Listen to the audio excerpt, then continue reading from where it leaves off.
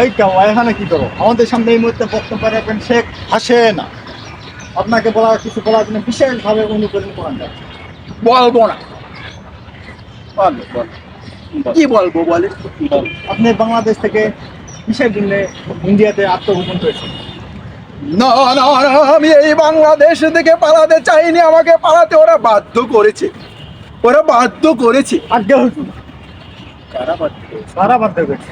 ওই যে বিএমপি জামায়াত ইসলাম মিলে আমাকে ষড়যন্ত্র করে আমার রাজা মোদি ভাইয়ের কাছে পাঠিয়েছে।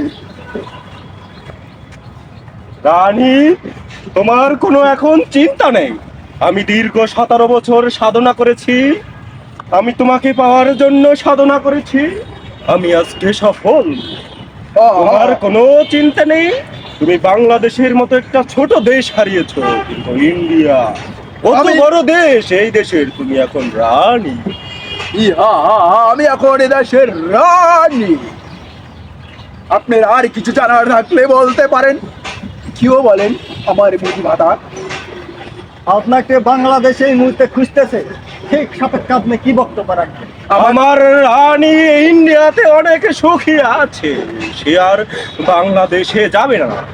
না না না, আমি এই বাংলাদেশে ফিরে যেতে চাই। 15ই আগস্ট আমার বাবা শেখ মুজিবের যে জন্মদিন না? না, তুমি কি সব ভুলে গিয়েছো? না, না। সাগরে ভেসে আজকে 15ই আগস্ট ছিল তোমার বাবার মৃত্যু দিবস। ইহা, যে আমার বাবার মৃত্যু দিবস। এই শেখ দিবসে আপনি উপস্থিত নাই, এর জন্য আপনার আক্ষেপ কি? ওরা 2টা ম্যাচ দিয়া 3টার কাড়ি দিয়া 5টা মোমবাতি কিনে আমার রাজ্য জ্বালিয়ে দিও। আমি আর আমার রাজ্য চাই না। না না না, এই মুহূর্তে আপনার এই পাতি নেতাদের খবর খুব ভয়াবহ অবস্থা খারাপ, তাদের কি এই মুহূর্তে করা দরকার? আসলে আমার রানী ওই পাতি নেতাদেরকে আর কোনো প্রশ্রয় দিতে চায় না।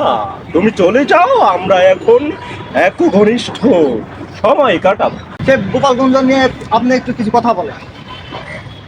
গোপালগঞ্জে বলার কিছু নাই। যাদেরকে আমি খাওয়াইয়া পড়াইয়া বড় করছি, তাই আমার গোপালগঞ্জের সন্তানদের সূর্য দিগন্তে সূর্য উঠেছে।